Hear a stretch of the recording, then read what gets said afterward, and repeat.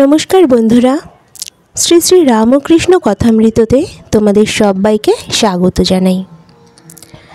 আমাদের জীবনে একটা ভীষণ প্রচলিত কথা আছে, সেটি হলো লজ্জা ঘৃণা ভয় তিন থাকতে নয়। ঠাকুর শ্রী রামকৃষ্ণও এই কথাটি ব্যবহার করেছিলেন, কিন্তু কেন তিনি এই কথাটি বলেছিলেন সেটা কিন্তু আমাদের সবার জানা নেই। তাহলে এসো আজকে সেটা জেনে নিই।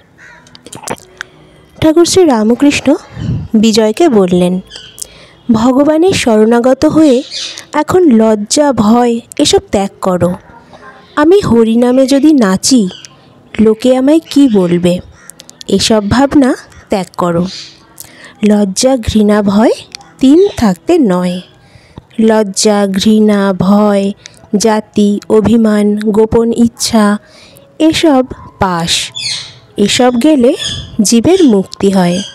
পাশবদ্ধ জীব পাশমুক্ত জীব। ভগবানের প্রেম দুর্লভ জিনিস। প্রথমে স্ত্রীর যেমন স্বামীতে নিষ্ঠা, সেইরূপ নিষ্ঠা যদি ঈশ্বরেতে হয় তবেই ভক্তি হয়। শ্রদ্ধা ভক্তি হওয়া বড়ই কঠিন। ভক্তিতে প্রাণ মন ঈশ্বরেতে লীন হয়।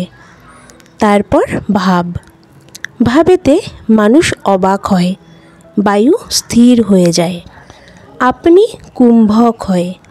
যেমন বন্দুকে গুলি ছোড়ার সময় যে ব্যক্তি গুলি ছোড়ে সে বাকশূন্য হয় ও তার বায়ু স্থির হয়ে যায়। প্রেম হওয়া তো অনেক দূরের কথা, চৈতন্যদেবের প্রেম হয়েছিল। ঈশ্বরে প্রেম হলে বাহিরের জিনিস ভুল হয়ে যায়, জগৎ ভুল হয়ে যায়, নিজের দেহ যে এত প্রিয় জিনিস তাও ভুল হয়ে যায়।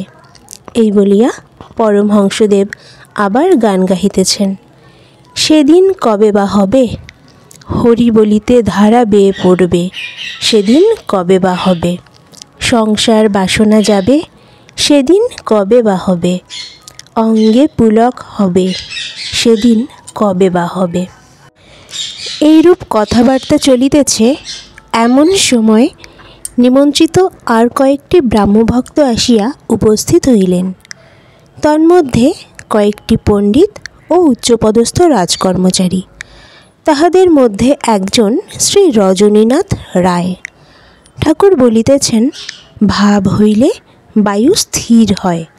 আর বলিতেছেন, অর্জুন যখন লক্ষ্য বিঁধেছিল কেবল মাছের চোখের দিকেই দৃষ্টি ছিল, আর কোনো দিকে দৃষ্টি ছিল না। এমনকি চোখ ছাড়া আর কোনো অঙ্গ দেখিতে পায় নাই।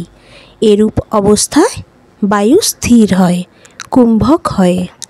ঈশ্বর দর্শনের একটি লক্ষণ, ভিতর থেকে মহাবায়ু গড় গড় করে উঠে মাথার দিকে যায়।